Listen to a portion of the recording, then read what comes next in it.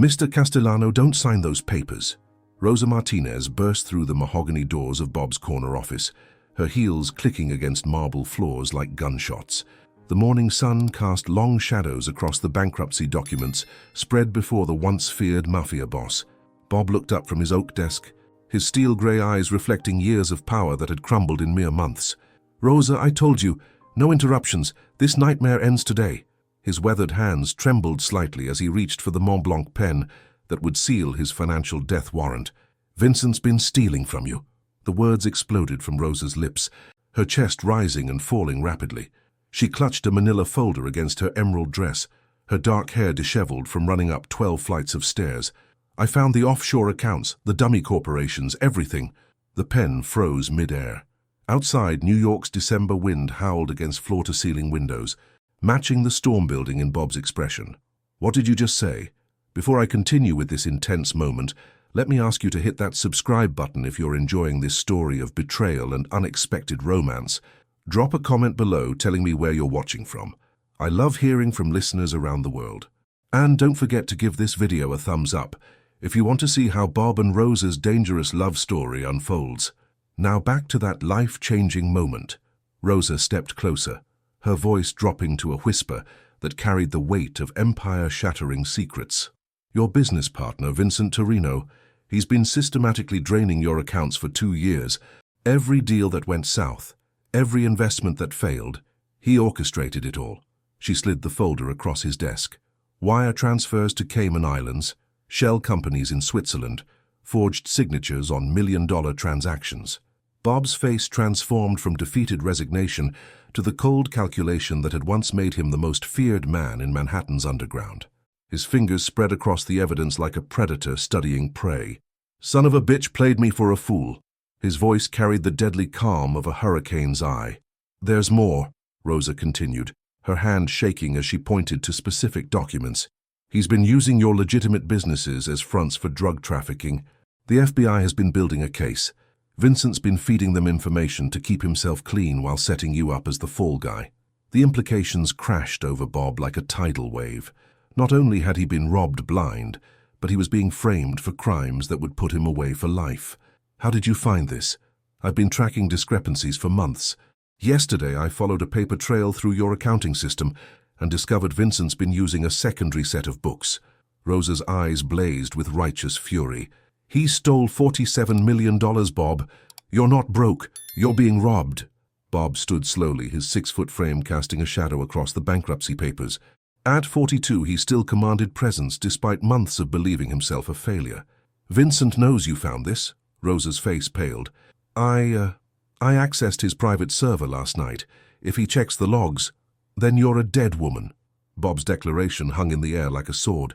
"Vincent doesn't leave witnesses, especially ones who can destroy him." He moved around the desk, suddenly protective. "How long do we have?" "I don't know. Maybe hours, maybe minutes." Rosa's voice cracked with the reality of her situation. She had stumbled onto information that could resurrect Bob's empire or get them both killed. Bob grabbed his coat from the chair, his mind already calculating moves and counter-moves. "We leave now. Vincent has people everywhere. The building, the streets, probably your apartment."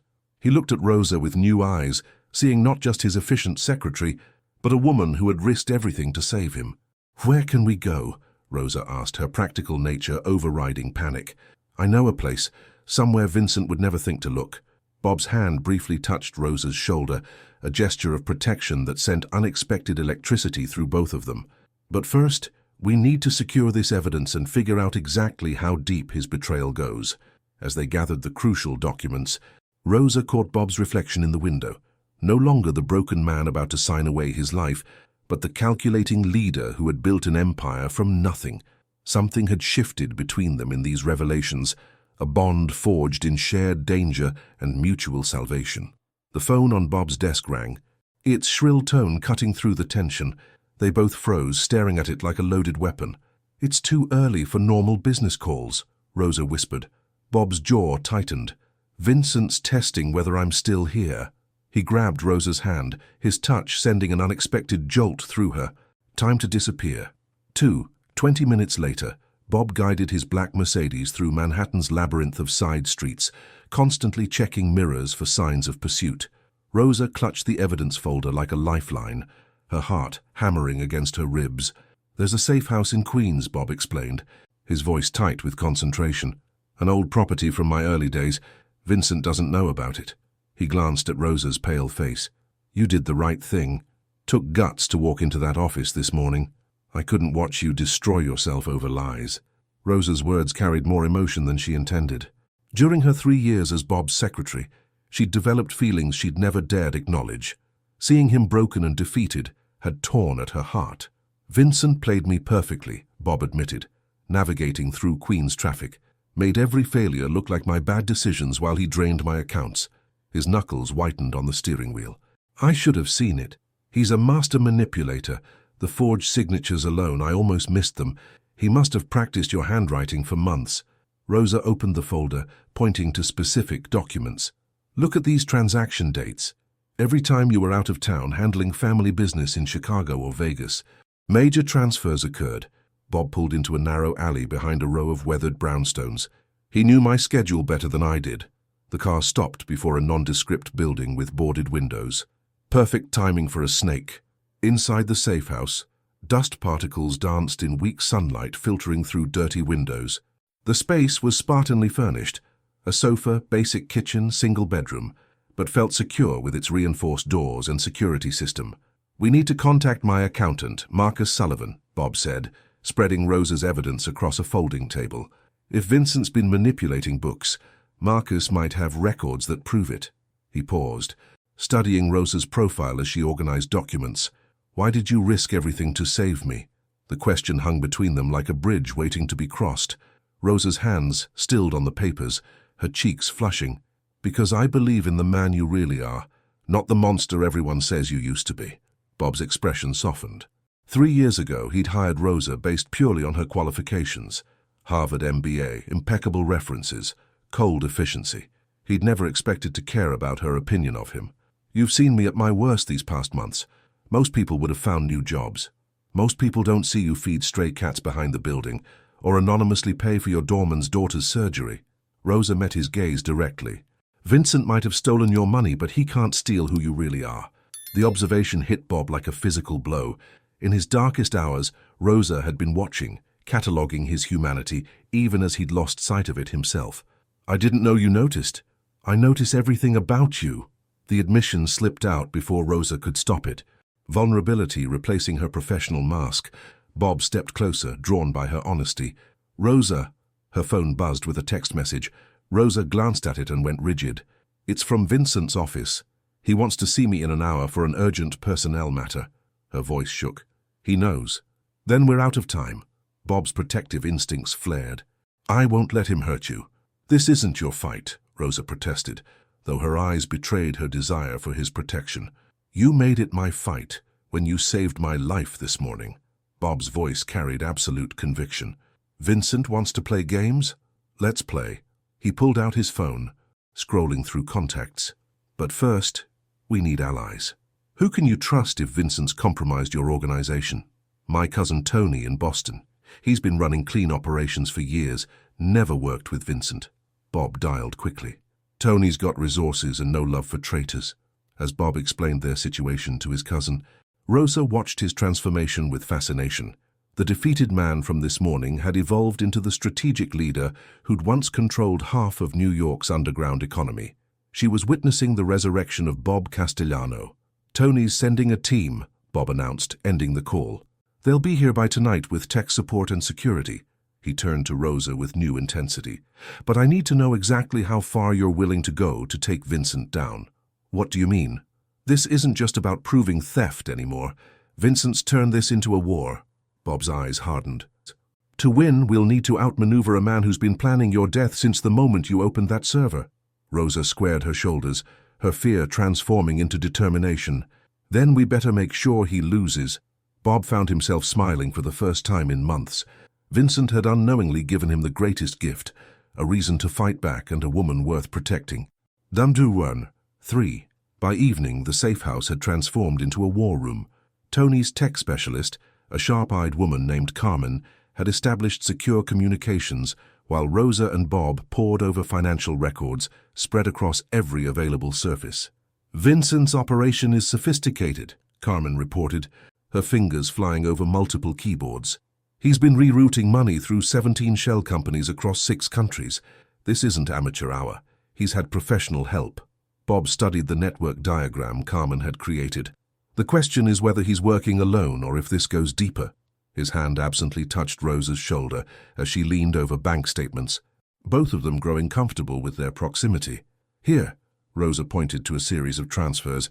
"Every major withdrawal corresponds with board meetings where Vincent convinced you to invest in companies that mysteriously failed within months." Her finger traced the pattern. "Torino Construction, Manhattan Development Group, Queens Holdings, all companies that existed just long enough to drain your capital. Son of a bitch created an entire false economy." Bob's admiration for the scheme was grudging. "How much did I actually lose versus what he stole?" Carmen's calculations appeared on her screen. "Based on Rosa's forensic accounting, your legitimate losses were maybe 8 million. The rest, 39 million, was systematic theft disguised as bad investments." Rosa felt Bob's tension ease slightly beside her. "You're not a failure, Bob. You were targeted by a master criminal. Vincent's mistake was underestimating you," Bob said, his voice carrying new warmth. "He thought a secretary couldn't unravel his scheme. His real mistake," Tony interjected from across the room, "was stealing from family." Bob's cousin had arrived an hour earlier with a 3-man security team. "In our world, that's a death sentence." Rosa shifted uncomfortably at the casual mention of violence. Despite everything, her world of spreadsheets and conference calls felt distant from this harder reality. Bob noticed her discomfort immediately. "We handle this legally first," he assured her. "Violence is a last resort." "Vincent won't show you the same courtesy," Tony warned. "I've been making inquiries. Word is he's already put a price on Rosa's head, $500,000 to whoever silences her permanently." The number hung in the air like a physical weight. Rosa's face went pale. $500,000? For me? For what you know, Bob corrected, moving protectively closer. "But Vincent's about to learn that threatening you was his biggest mistake." The dangerous edge in his voice reminded everyone why he'd once been so feared. Carmen's computer chimed with an alert. "I'm tracking Vincent's communications. He's been busy since this morning. 3 calls to overseas accounts, 2 to private military contractors, and 1 very interesting conversation with FBI agent Sarah Chen." "Chen?" Bob's expression hardened. "She's been sniffing around my businesses for 2 years. According to this encrypted call, Vincent's been feeding her information about your operations in exchange for immunity." Carmen turned her screen toward them. "He's planning to testify that you're the head of a drug trafficking network." Rosa's breath caught. "The files I found. Vincent's been creating evidence to frame you while stealing your money." She grabbed Bob's arm. "We need to get this to the authorities before he testifies." "Which authorities?" Tony asked cynically. "If Vincent's got FBI connections, who do we trust?" Bob was quiet for a long moment, his strategic mind working through options. "There is someone. District Attorney Patricia Reeves. She's been trying to clean up federal corruption.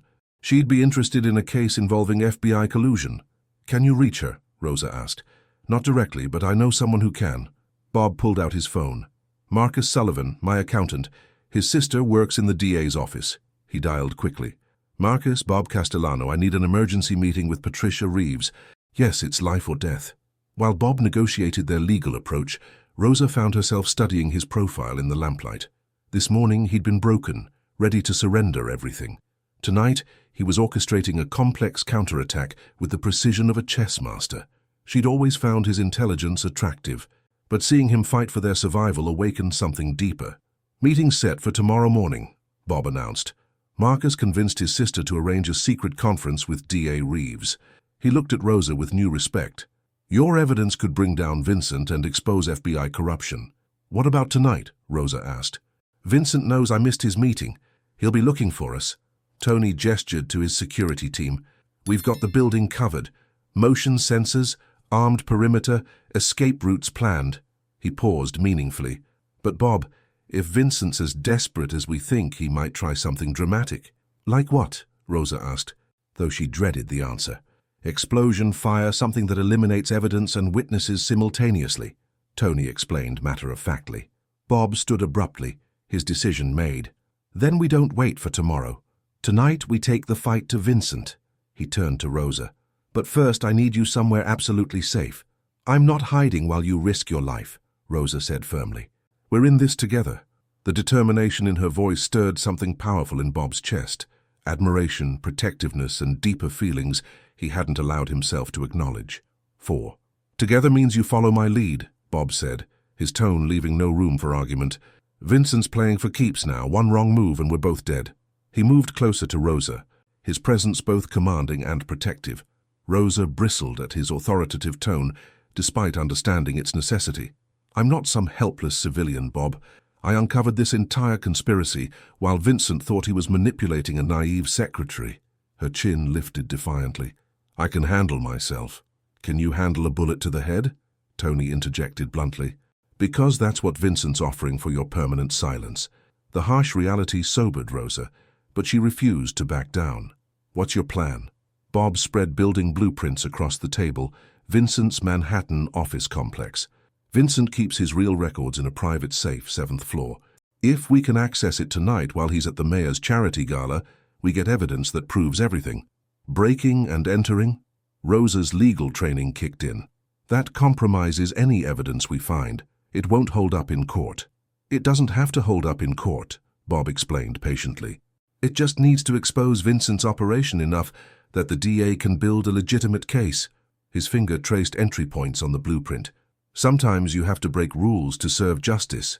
Carmen looked up from her computer. Security systems standard corporate, I can handle it. But Vincent's got 2 armed guards and a night manager. 3 men, Tony mused. My team can create a distraction while Bob and Rosa slip in through the parking garage. He studied the layout carefully. Timing has to be perfect. Rosa felt excitement building despite the danger. After 3 years of watching Vincent manipulate Bob from the shadows, the chance to expose him felt like justice. What do you need me to do? Stay close to me and follow every instruction without question. Bob's eyes locked with hers. Your knowledge of Vincent's office layout and computer access codes makes you essential. But if things go wrong, they won't, Rosa interrupted with more confidence than she felt. Bob found himself admiring her courage, even as it terrified him. In less than 24 hours, his efficient secretary had become his partner in a dangerous game against a man who specialized in making problems disappear permanently. Equipment check, Tony announced, distributing communications devices and small firearms. When he offered Rosa a compact pistol, she hesitated. I've never... Point and squeeze, Bob said simply, demonstrating proper grip. Pray you never need it, but if someone threatens your life, don't hesitate. His hands covered hers on the weapon, his touch steadying her nerves. Bob, Rosa said quietly, if this goes bad, it won't. His conviction was absolute. Vincent's had everything his way for 2 years. Tonight, that changes. He paused, studying her face in the lamplight. But Rosa, after this is over, things between us won't go back to normal. Good, she whispered, surprising them both with her honesty. Normal was me pretending I didn't care about you while Vincent destroyed you. The admission hung between them, like a promise of possibilities beyond their current crisis. Bob felt something shift in his chest, hope he'd thought Vincent had killed. Carmen's voice cut through the moment. Vincent just left the gala. We've got maybe 2 hours before he returns to his office. Time to move, Bob announced, checking his watch. Tony, give us 15 minutes, then start your distraction. He turned to Rosa with new intensity. Ready to take down the man who tried to destroy us both. Rosa's answer was to check her pistol and head toward the door. Let's go reclaim your empire. As they left the safe house, Bob realized that somewhere between this morning's crisis and tonight's mission, Rosa had stopped being just his secretary and started being his partner. The thought both thrilled and terrified him. He was falling for the woman who'd saved his life. Their stolen car cut through Manhattan traffic toward Vincent's building, each passing block bringing them closer to a confrontation that would determine whether they'd expose the truth or become Vincent's final victims. Bob, Rosa said as they approached their destination, whatever happens tonight, I want you to know, save it for after we win, Bob interrupted, though his hand found hers across the seat. We'll have time for everything else once Vincent's finished. The touch of their intertwined fingers carried promises neither dared speak aloud, promises of survival, justice, and the possibility of love, born from shared danger and absolute trust. 5. The basement parking garage of Vincent's building felt like descending into enemy territory. Bob guided Rosa between concrete pillars, their footsteps echoing despite attempts at stealth. Emergency lighting cast eerie shadows that seemed to move with malevolent purpose. "Service elevators 30 yards ahead," Rosa whispered, her voice tight with nervous energy. "Vincent's private office uses a separate access code. I memorized it last month when he asked me to retrieve files." Bob felt a surge of admiration for her thoroughness. "You've been planning this longer than either of us realized." "I've been suspicious for months," Rosa admitted, checking corners like Bob had taught her. "Vincent was too interested in your personal schedule, too eager to volunteer for solo meetings with investors." She paused at a security door. Something about him never felt right. Bob positioned himself as lookout while Rosa input the access code. "Trust your instincts, they just saved my empire." The lock disengaged with a soft click. "Sometimes the people closest to us are the most dangerous." They entered the service elevator, its cramped space forcing them into close proximity. Bob caught Rosa's perfume mixed with adrenaline, an intoxicating combination that made him hyper-aware of her presence. "7th floor," Rosa said, pressing the button. "Vincent's office is corner suite, private bathroom, connected to a conference room he uses for sensitive meetings. You know his layout better than some of his employees." "I know everything about Vincent's routines," Rosa said with quiet intensity, "including the fact that he keeps a second phone for private calls and always locks his computer when leaving, even for bathroom breaks." The elevator climbed with mechanical precision. Bob studied Rosa's profile, noting the determined set of her jaw and the steady way she controlled her breathing. Fear hadn't paralyzed her, it had sharpened her focus. "Rosa," he said quietly, "after this is over, I want you to know you'll always have a place in my organization, not as a secretary, as a partner." Her head turned toward him, surprise flickering in her dark eyes. "Bob, 7th floor," announced the elevator. They stepped into Vincent's private corridor, plush carpeting muffling their steps. Corporate portraits lined the walls, Vincent shaking hands with politicians, cutting ribbons at charity events, playing the role of legitimate businessman. "His office," Rosa pointed to ornate double doors. "The safe is behind a painting of the Manhattan skyline. Cliched but effective." Bob quickly picked the lock. Muscle memory from his younger, less legitimate days still sharp. Inside, Vincent's office screamed expensive taste. Italian leather, crystal decanters, panoramic city views that proclaimed dominance over the urban landscape below. "There," Rosa pointed to a large painting behind Vincent's desk. "He opens it every Tuesday after board meetings to file documents he doesn't want in company records." Behind the painting, a steel safe hummed quietly. Bob studied the digital lock. Carmen said Vincent's predictable about passwords, family names, important dates. "Try Isabella," Rosa suggested. His daughter's name combined with important years. Maybe Isabella 1985 or Isabella 2010. Bob's fingers moved across the keypad. On the third try, Isabella T15, the safe clicked open. Inside they found exactly what Rosa's investigation had suggested: foreign bank statements, contracts with shell companies, and most damaging correspondence proving Vincent's cooperation with Agent Chen. "Jesus," Bob breathed, scanning the FBI documents. "He's been feeding them information for 3 years, not 2. His face hardened as he read. "Chen promised him full immunity in exchange for evidence proving I'm running drugs through my legitimate businesses." Rosa photographed everything with her phone. "This correspondence proves Vincent planted drugs in your warehouses to create evidence." Her voice shook with anger. "He destroyed your reputation to save himself." "Keep shooting," Bob said grimly. "We need documentation of every transaction, every lie, every—" The office lights suddenly blazed on. "Every what, Bob?" Vincent Torino stood in the doorway, his expensive suit immaculate despite the late hour. Behind him, 2 armed men blocked the exit. "Did you really think I wouldn't notice you'd found my little secret?" Bob stepped protectively in front of Rosa, his hand moving toward his concealed weapon. "Vincent, working late? Waiting for old friends to visit."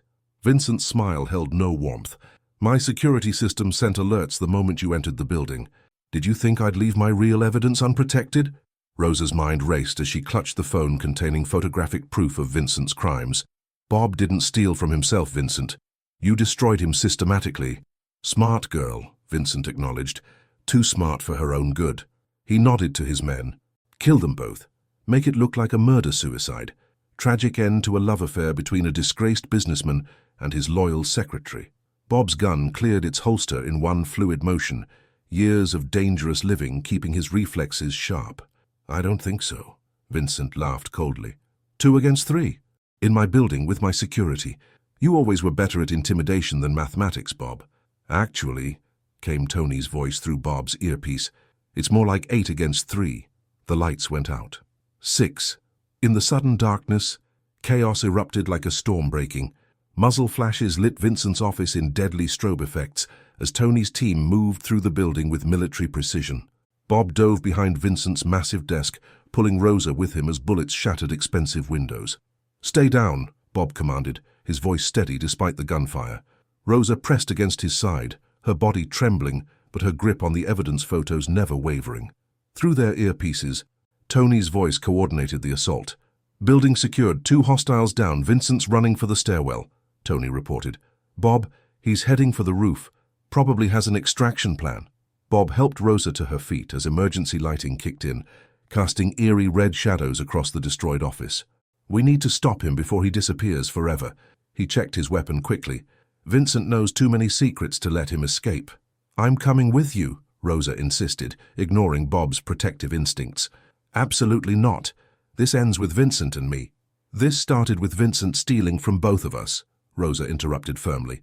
I'm not hiding while you risk everything. She showed him her phone with the incriminating photos. Besides, I have the evidence. Without it, Vincent wins, even if you kill him. Bob realized she was right. Separating now would be tactically stupid. Stay behind me, do exactly what I say, and if I tell you to run, I run, Rosa agreed, though they both knew she probably wouldn't. They moved toward the stairwell, stepping carefully around debris from the firefight. Vincent's security team lay unconscious. Tony's men had used non-lethal takedowns whenever possible, keeping casualties minimal for legal reasons. The stairwell echoed with the sound of Vincent's desperate climb toward the roof. Bob took the steps 3 at a time, Rosa keeping pace behind him despite her heels. 14 flights up, their breathing grew labored, but their determination never wavered. Why the roof? Rosa gasped between flights. Helicopter extraction, Bob explained grimly. Vincent's too smart to trap himself without an escape route. They reached the 20th floor. He's probably had this planned for months. Fake identity, offshore accounts, private transport to non-extradition countries. Not if we stop him, Rosa said with fierce determination. Bob found himself amazed by her courage. 24 hours ago, she'd been filing reports and managing his calendar. Tonight, she was pursuing a dangerous criminal through a Manhattan high-rise with unwavering resolve. Rosa, when this is over, she interrupted. We'll have time for everything we haven't said. Her hand briefly touched his arm. But right now, let's make sure we both survive to have that conversation. They reached the roof access door to find it standing open. Cold December wind whipping through the gap. Outside, Vincent stood near a private helicopter, its rotors spinning up for immediate departure. The pilot sat ready for takeoff, clearly part of Vincent's escape plan. End of the line, Bob, Vincent shouted over the rotor noise. You always were too sentimental to make the hard choices. He held something in his hand, a detonator. I've wired the building with enough explosives to erase all evidence of my operations. You have 30 seconds to decide. Chase me and die, or let me go and live. Bob's tactical mind assessed the situation rapidly. Vincent was 20 yards away, with clear access to escape. The detonator meant pursuing him could kill everyone in the building, including Rosa. But letting him go meant all their evidence became worthless. Vincent would disappear forever, leaving Bob to face federal charges alone. He's bluffing, Rosa said quietly. Vincent's too narcissistic to destroy his own building. It's worth millions. Bob studied Vincent's body language and realized Rosa was right. No detonator. Just a cell phone being used to create psychological pressure. You always were better at reading people than I was, he murmured. Gift of working with criminals in expensive suits, Rosa replied with grim humor. Bob stepped onto the roof, his weapon trained on Vincent. It's over, Vincent. No explosion. No escape. No more lies. Vincent's confident expression faltered as he realized Bob had called his bluff. You don't understand. I have protection. Federal witnesses don't just disappear.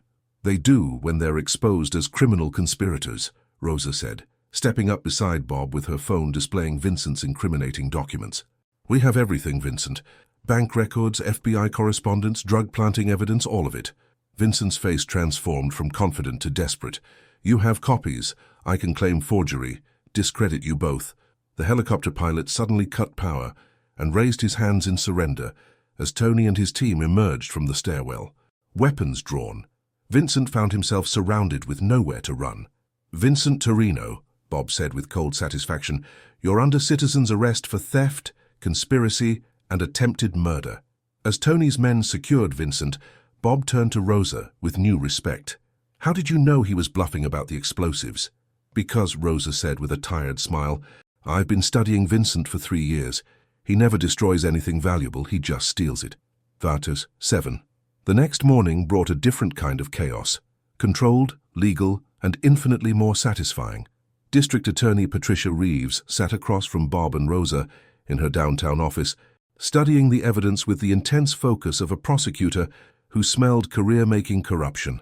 "This is extraordinary," DA Reeves said, spreading Vincent's documents across her conference table. "Not only do we have clear evidence of systematic fraud, but federal corruption involving Agent Chen." She looked at Rosa with admiration. "Your forensic accounting work is impeccable. You've built an airtight case." Rosa felt a flush of pride mixed with exhaustion.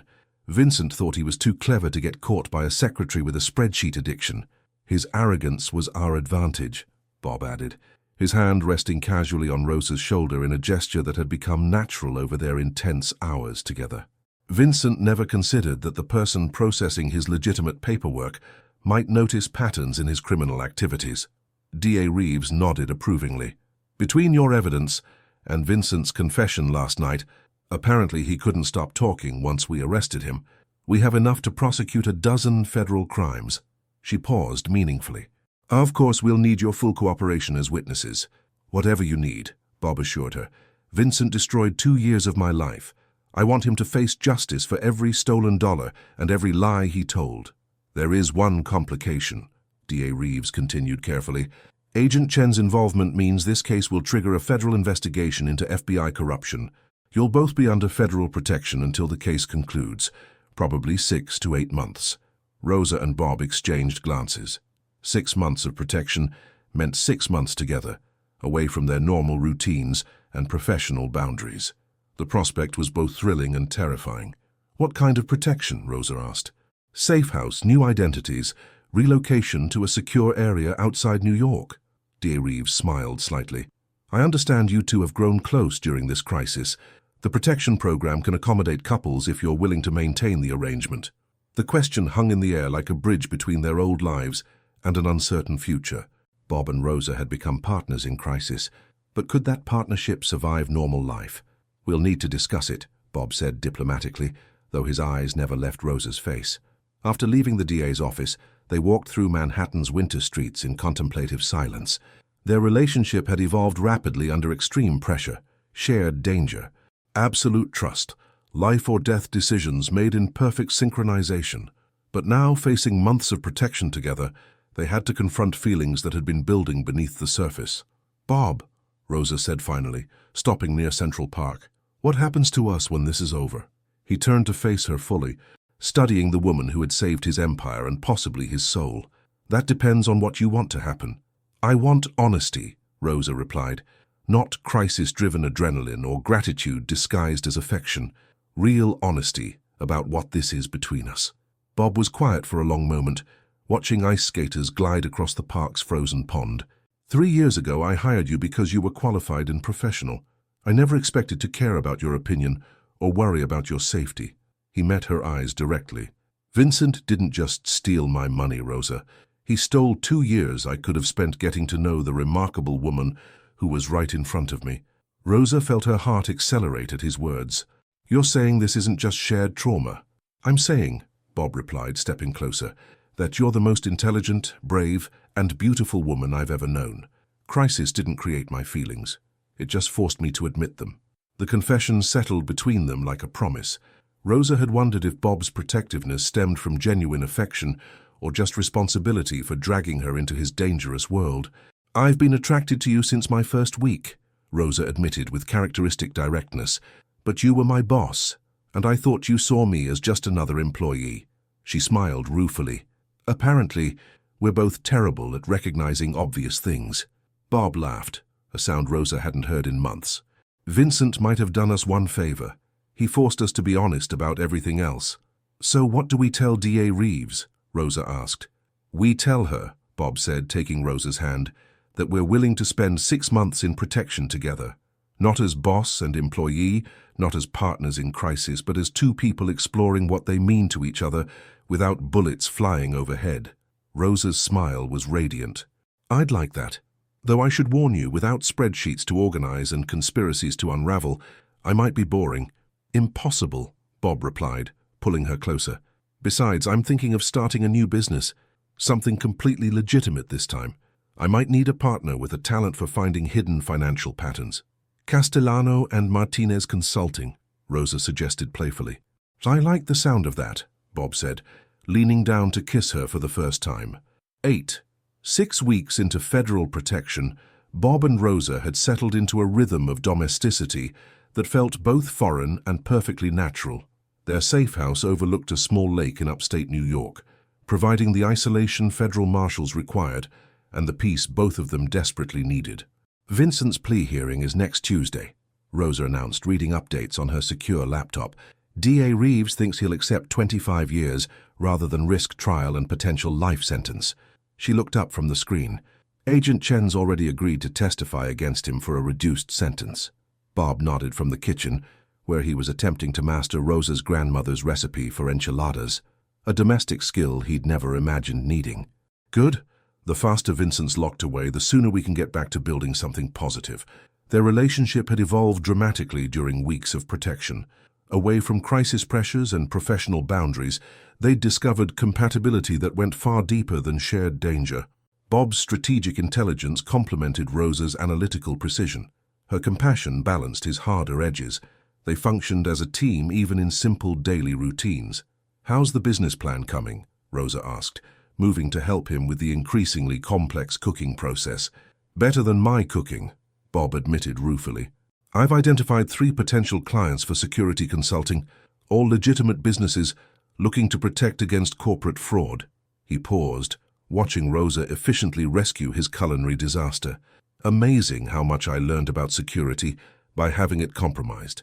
Vincent gave you a masterclass in corporate espionage, Rosa agreed. Now you can use that knowledge to protect others. She tasted the enchilada sauce and added spices with practiced ease. I've been thinking about our forensic accounting services too.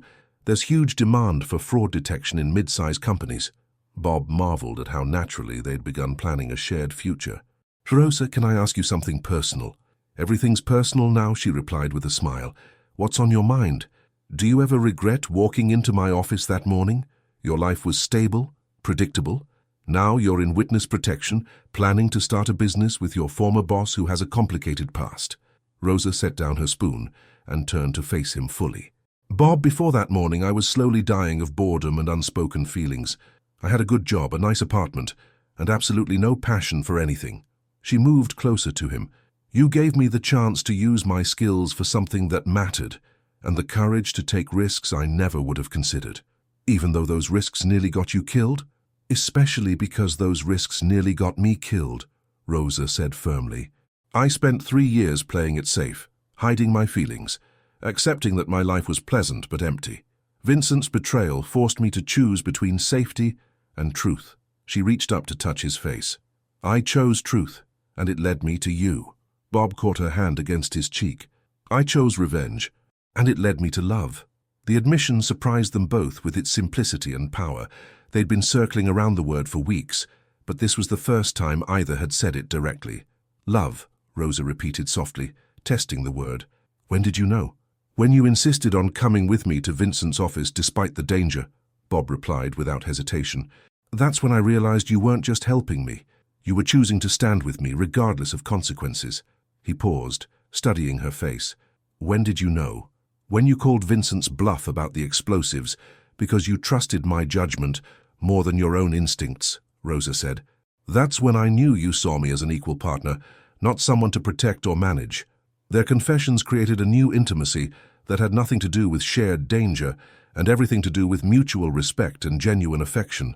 Bob pulled Rosa into his arms, marveling at how perfectly she fit against him.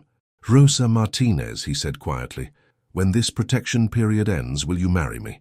The proposal wasn't planned, but it felt inevitable, the natural conclusion of everything they'd built together.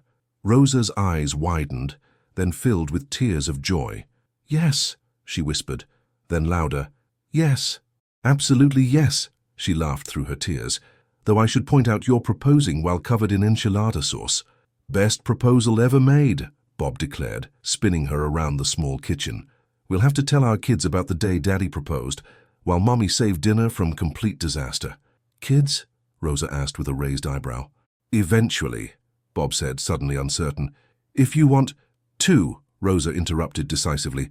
"A boy and a girl, both with your strategic mind and my attention to detail." "Terrifying children," Bob said with delight. "They'll either run the world or completely outsmart their parents." "Probably both," Rosa agreed, kissing him deeply.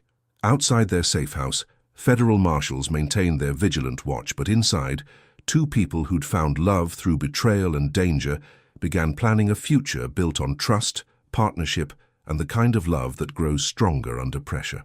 9. The courthouse buzzed with media attention as Vincent's sentencing hearing approached.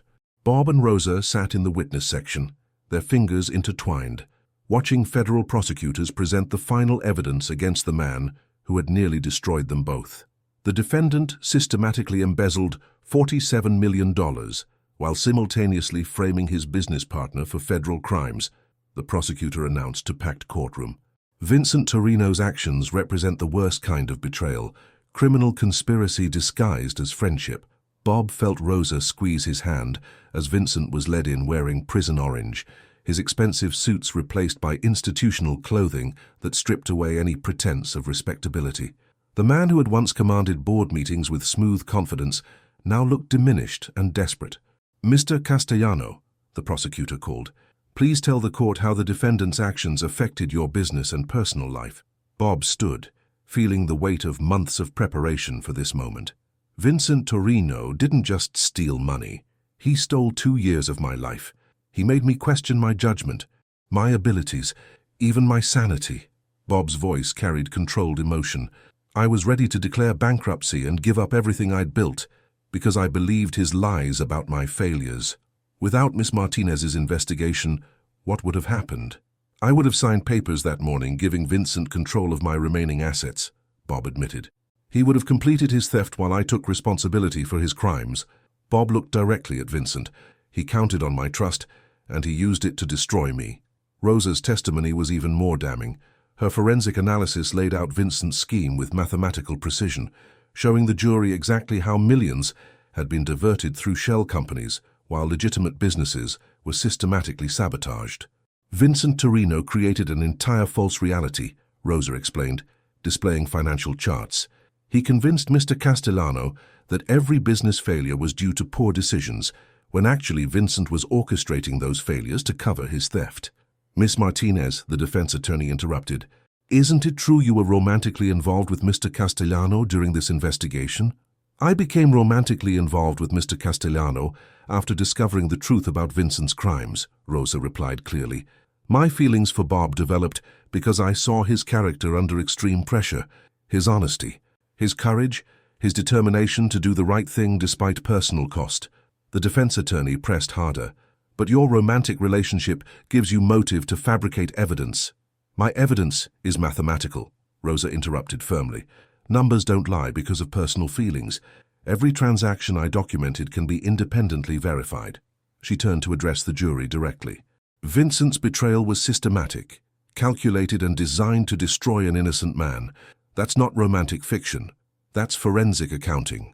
During a brief recess, Vincent approached Bob and Rosa in the hallway, flanked by federal marshals but determined to speak.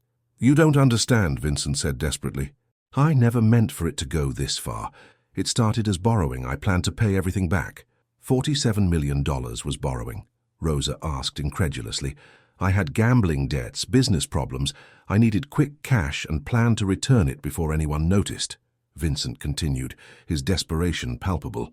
But the money kept disappearing faster than I could steal it, and then Agent Chen started pressuring me for information. So you decided to frame me for your crimes, Bob said coldly. How noble of you.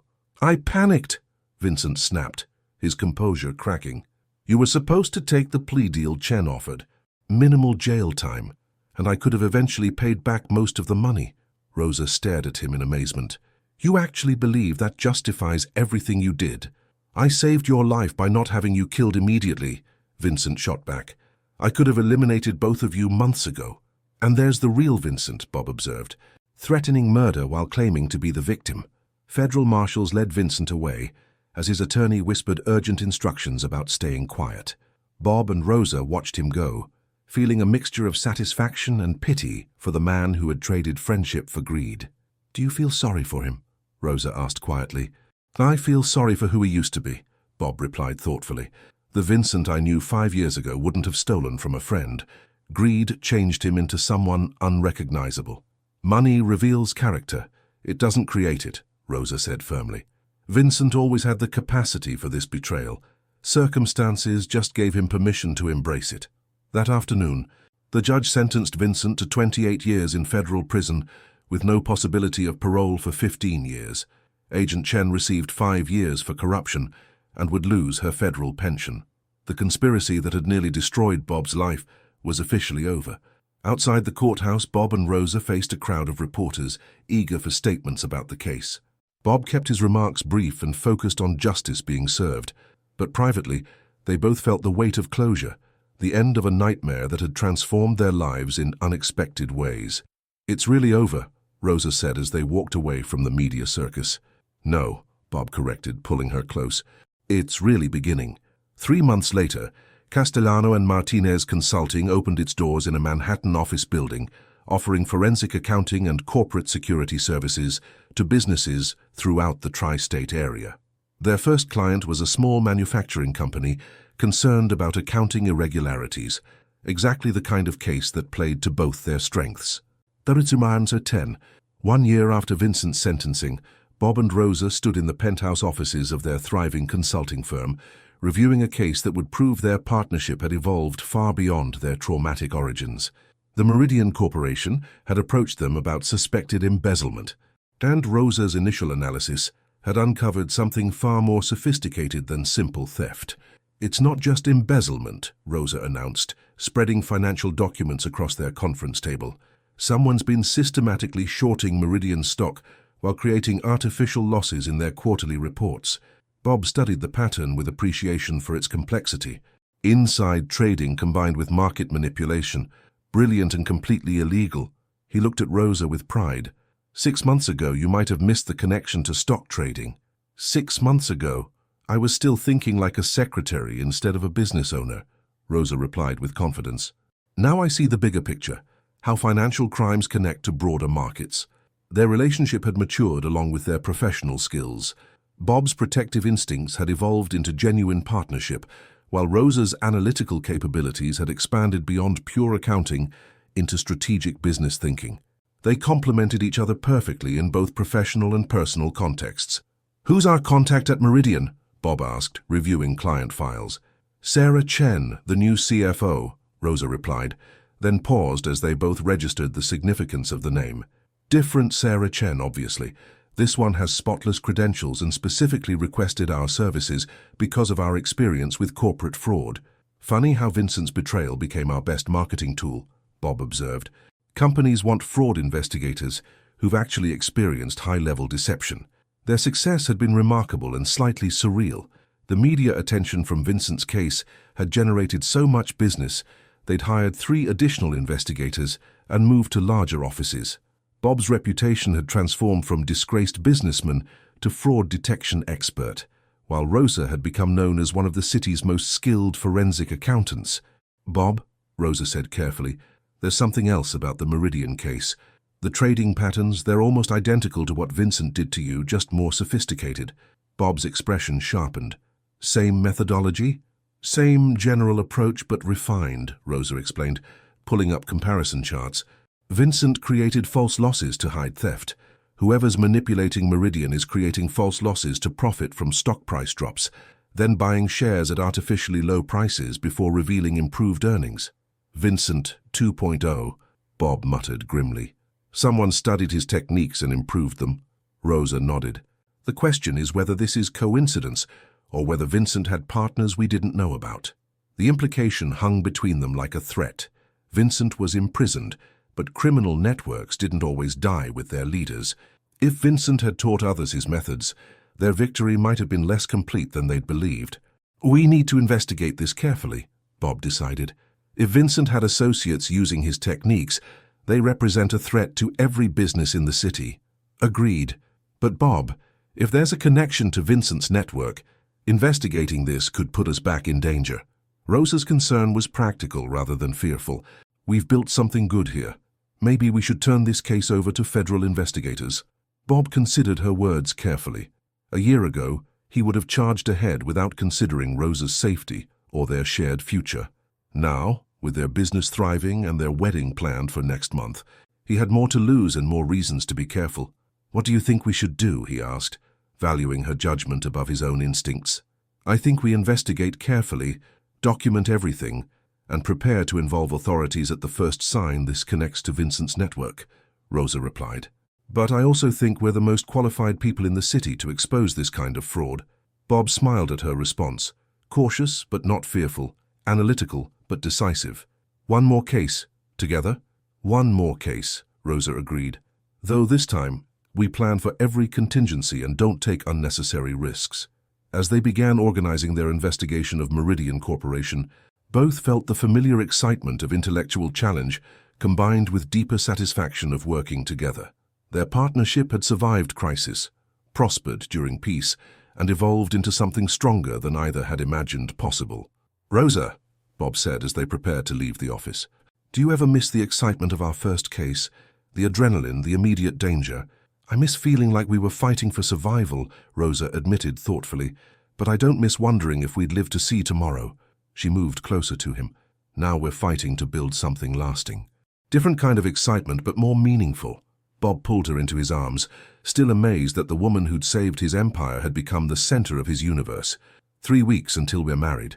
3 weeks until it's official, Rosa corrected with a smile. We've been partners in everything that matters for over a year. Mrs. Rosa Castellano, Bob said experimentally. I like the sound of that. I like the reality even more, Rosa replied, kissing him deeply. Outside their office windows, Manhattan's lights stretched toward infinity, a city full of opportunities and challenges they would face together as equal partners in business, and life. 11. The investigation into Meridian Corporation had consumed 3 weeks of careful analysis, and Rosa's findings were more disturbing than they'd initially suspected. She stood before their office's evidence board, which displayed a web of connections that reached far beyond simple stock manipulation. It's not just one person, Rosa announced as Bob reviewed her latest reports. This is a coordinated network of at least 6 individuals, all using variations of Vincent's methodology to target mid-size corporations throughout the Northeast. Bob studied the names and connections Rosa had mapped. 6 people with identical techniques doesn't happen by accident. Someone taught them Vincent's methods. More than that, Rosa continued, pointing to specific documents. The timing of their operations shows coordination. They never target competing companies simultaneously, suggesting central planning. She paused significantly. Bob, I think Vincent was running a training operation from prison. The implications crashed over Bob like a cold wave. Prison visits, phone calls, coded messages. Vincent's been building a network while serving his sentence. Federal prison records show Vincent's received visits from 5 individuals who claim to be researching a book about corporate crime, Rosa confirmed. All 5 are connected to suspicious trading activity at companies that subsequently suffered accounting irregularities. Bob felt a familiar surge of anger at Vincent's continued betrayal. Son of a bitch couldn't just serve his time quietly. He had to keep spreading poison. The worst part, Rosa said grimly, is that his students are better at this than he was. They've learned from his mistakes. Smaller amounts, shorter time frames, more sophisticated cover stories. Their wedding was scheduled for the following week, and both had hoped to wrap up the Meridian case before taking their honeymoon. Instead, They'd uncovered evidence of the largest coordinated financial fraud scheme in recent history. "We have to stop this," Bob said firmly. "If Vincent's network keeps operating, they'll destroy dozens of companies and thousands of jobs." "I agree, but we need federal help," Rosa replied. "This is too big for a consulting firm to handle alone." She moved closer to him. "Bob, are you sure you want to take this on? We could turn everything over to the FBI and walk away." Bob was quiet for a moment, considering their options. A year ago, he would have seen this as a chance for revenge against Vincent. Now, with Rosa beside him and their future secure, his motivations were clearer: justice for future victims and protection of innocent businesses. "Vincent destroyed my life once," Bob said finally. "I won't let him destroy other people's lives from prison." He turned to Rosa with new resolve. "But this time we do it right. Full cooperation with authorities, no unnecessary risks, complete documentation of everything." "Agreed. I've already contacted DA Reeves about reopening Vincent's case to include conspiracy charges." Rosa showed him her phone. "She's interested in our evidence and wants a meeting tomorrow morning." Bob felt pride at Rosa's forward thinking. "You're 3 steps ahead of me again." "That's what makes us a good team," Rosa replied with a smile. "You see the big picture strategy, while I handle tactical details." Their compatibility had been proven through crisis and prosperity, but facing Vincent's renewed threat would test their partnership in new ways. The stakes were different now. They had more to protect and more to lose. "Rosa, if this investigation puts us in danger again, then we handle it together, like everything else," Rosa interrupted firmly. "Vincent doesn't get to control our lives from prison." She moved into his arms. "Besides, we're much smarter now than we were during his first attack." Bob held her close, marveling at her courage and determination. "In 1 week, you'll be my wife." "In 1 week, Vincent's network will be exposed and shut down," Rosa replied with characteristic confidence. "Perfect timing for starting our married life with a major victory." "You're assuming we can wrap this up in a week." "I'm assuming we can do anything together," Rosa said simply. "Vincent taught us that accidentally. When 2 people absolutely trust each other, they're unstoppable." Bob laughed at the irony. Vincent's greatest failure was underestimating what he'd created by forcing us to work together. "His students are about to learn the same lesson," Rosa said with satisfaction. "They picked the wrong targets when they started using Vincent's methods. As they prepared to leave the office for what might be their final quiet evening before the investigation intensified, both felt the familiar excitement of intellectual challenge combined with deeper confidence born from their proven partnership. "One more battle before the honeymoon?" Bob asked. "One final victory against Vincent's legacy," Rosa agreed. "Then we start the rest of our lives with a clean slate." Outside their office windows, Manhattan pulsed with the energy of 8 million people pursuing their dreams, most unaware that 2 unlikely partners were working to protect them from sophisticated criminals who saw other people's hopes as opportunities for profit. Anussurance 12. 6 months after their wedding, Bob and Rosa Castellano stood in the federal courthouse where Vincent's network had finally met justice.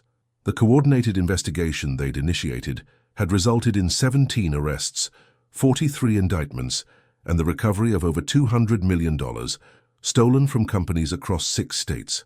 Vincent Torino's criminal conspiracy represents one of the most sophisticated fraud networks in recent history, Federal Prosecutor James Walsh announced to assembled media. Without the investigative work of Castellano and Martinez Consulting, these crimes might have continued indefinitely. Bob squeezed Rosa's hand as they watched Vincent being led into court for his additional sentencing.